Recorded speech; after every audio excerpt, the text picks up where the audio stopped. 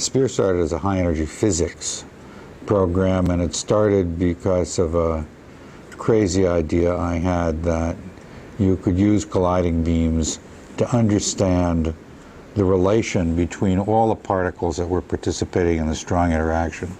So I figured if you could use this E plus E minus annihilation, you could produce this kind of particle and that kind of particle. And in '63, I moved to Slac, and Panofsky turned over this project to me with a sort of simple statement, take it and run. So I took it and ran.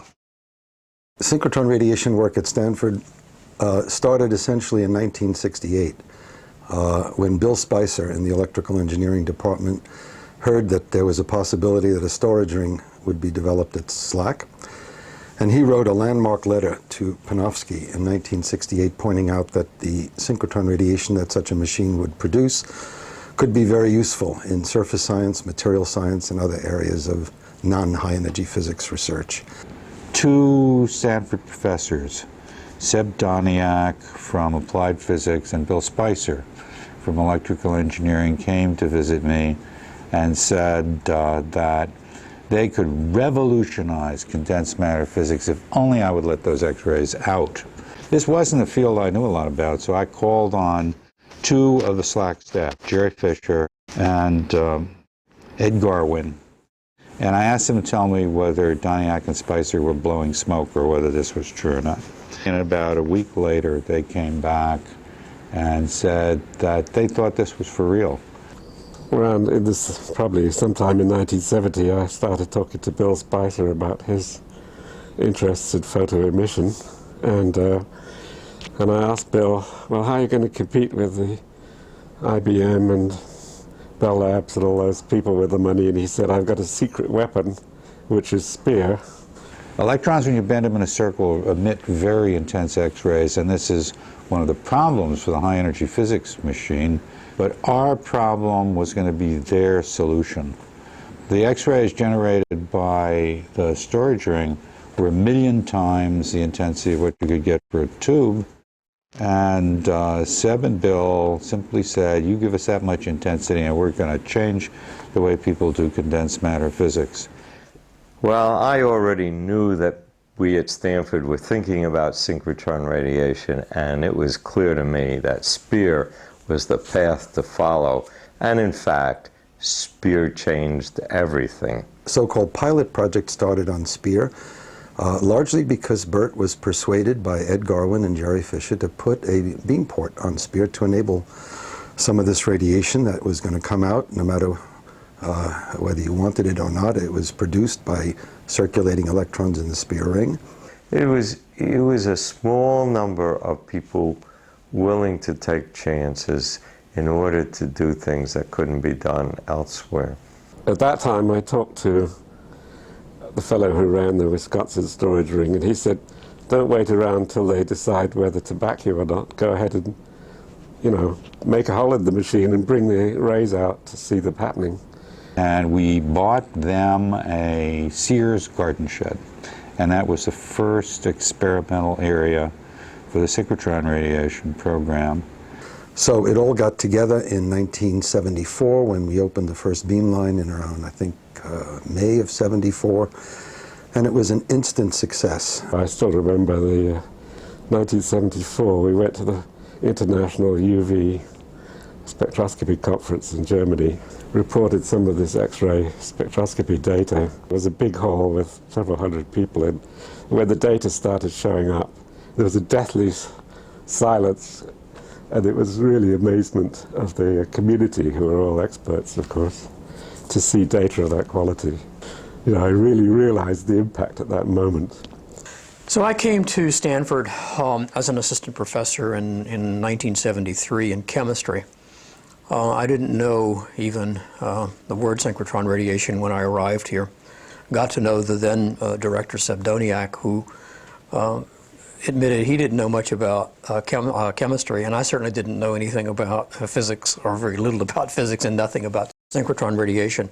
But it was very clear from a few discussions that there were potentially very significant applications of synchrotron radiation in the chemical and biological sciences. Remember that at that time we were running in parasitic mode, that is, high energy physics was the dominant user, and we took whatever radiation came out of the bending magnets at the time. The psi particle discovery meant that SPEAR was running at energies that were just too low to produce the X-rays we wanted in SPEAR. So we had what we call the X-ray drought. The X-ray drought. X-ray drought. There were no X-rays. We had these stations ready to go and use all this, and a lot of frustrated users twiddling their thumbs because nothing was coming out. However, it had a bright side because it led to my ability to develop wiggler and undulator magnets, which could deal with this limitation of parasitic operation, where we had no control over the energy of the electrons in SPEAR, and hence no control over the spectrum. So we made good use of a machine that was not optimized for X-ray production. But until the end of the 80s and early 90s, we were still using the Slac Linac as an injector. That led to Artie Bienenstock being successful in getting the Department of Energy to fund, I think, an $11.5 million project to build our own dedicated injector, a 3GeV synchrotron. So starting in the early 90s, we were decoupled from the linear collider program and having our dedicated injector and building up our own team to take over SPEAR and really give it the attention it needed. The big transition should have been when SPEAR became fully dedicated and an injector, but that didn't change SPEAR itself. It brought the injector in, but it didn't bring very little change. In fact, probably no changes were made to the magnet lattice of SPEAR. But there was a limit to what you could do given the basic architecture of SPEAR based on optimizing it for colliding beam purposes. And so that led to the design by Helmut Wiedemann and students of a modern third-generation lattice, which could produce even more slender, so-called low-emittance beams. And that's what SPEAR 3 is all about. It was late 1996 when Helmut Wiedemann and Bill Davies White put together the first white paper proposal for SPEAR 3. What really broke the project loose for us and made things a lot better was when the prospects of additional funding from the NIH, as opposed to the Department of Energy, loomed. And it was, in fact, the success of SPEAR 2 and the scientific program on SPEAR 2 that ultimately justified the funding of SPEAR 3. NIH came to me and they said, we've got a problem. We are completely dependent now on these synchrotron facilities. We will be even more dependent once the human genome is resolved, and we want to do the crystal structure analyses associated with that. We have absolutely no say in the operation of these DOE and NSF facilities, and yet we're very dependent on them. So I called together a committee. Out of that committee came the decision NIH would contribute in two ways. It would fund the beamlines that were to be used for protein crystallography, as well as the staff to operate them.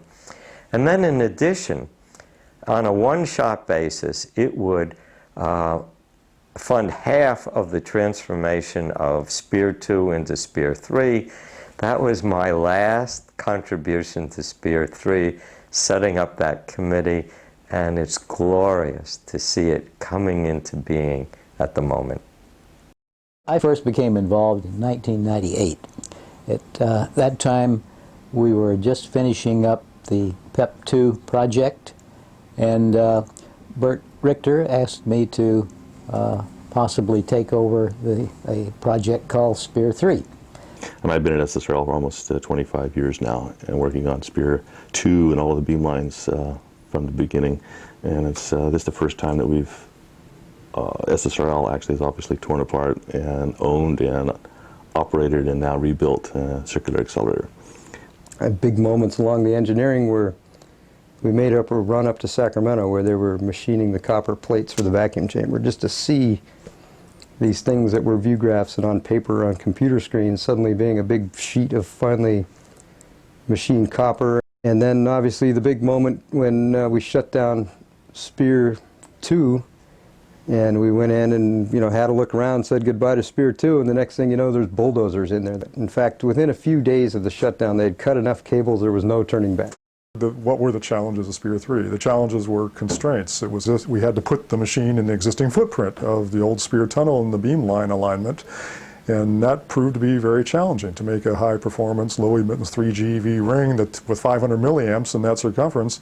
That was hard. The dedication of the staff and the teams, the very long work hours, ended up with I think it's 115 pages and 3,000 task items that we reviewed every day. We did not want to interrupt the user program. We want to minimize that impact, or else they just pack up. The threat is that they pack up and leave, and SSRL doesn't have a user base anymore. So, the user, of course, in the synchrotron radiation business, especially at SSRL and even other labs, the relationship with the users is critical. We have to have the support of the users before we embark on any of these projects. We're so adamant about trying to maintain originally what was a 6-month shutdown. Everybody said, no way, we're not going to be able to do it in 6 months.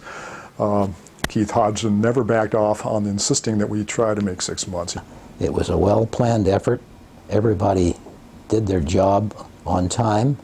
This meant that we met the budget for installation, and in a very complex and difficult world, it worked extremely well.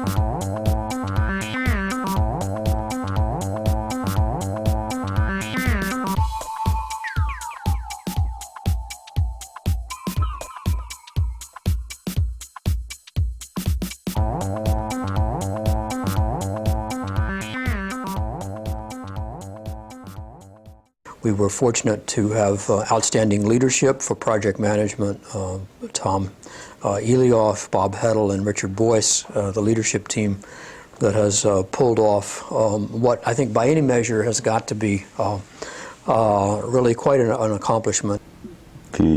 Just the excitement of making it on time, and the fact that everything worked truly like clockwork.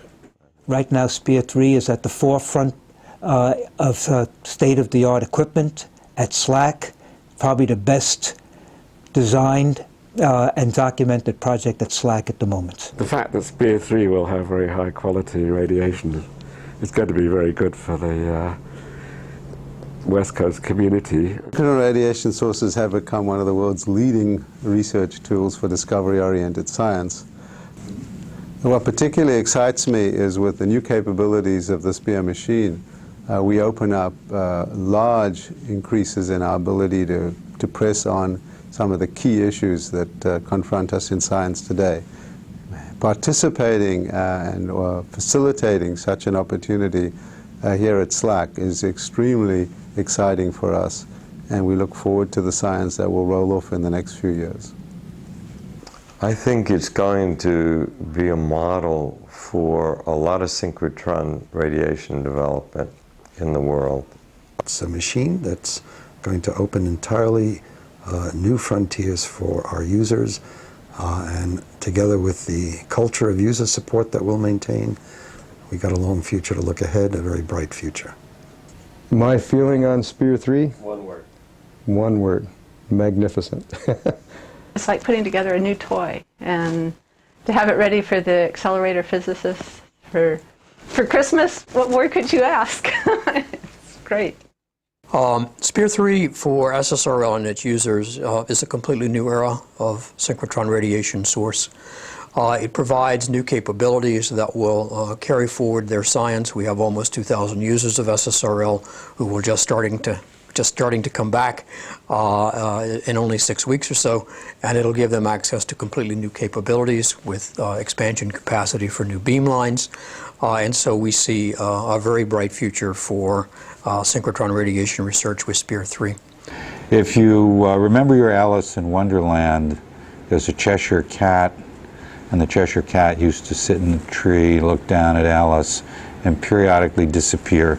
He'd disappear, and the only thing left was a smile, and that's the story of the original Spear. The only thing left is a smile, and the smile is now Spear 3.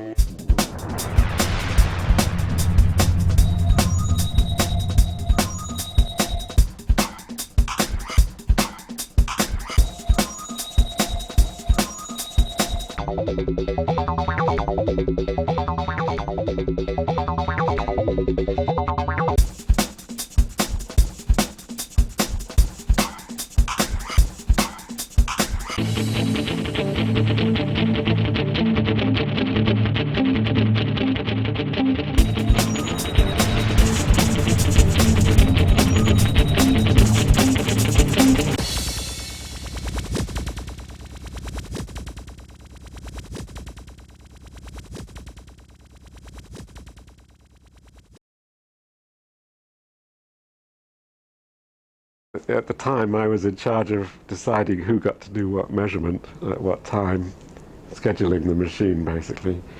And I still remember two fights where, as I said, I shouldn't mention names, but one very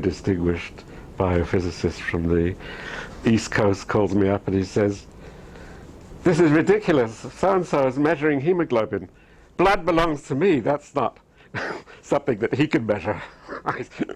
I said, blood belongs to everyone. And then a similar event occurred with a guy from Berkeley who called me up and he said, you can't publish this data on gold. Gold belongs to me. He felt he was the king of gold spectroscopy at the time. So it was the two things that are most symbolic to humans, you know, blood and gold, that they fought over. I thought that was pretty neat.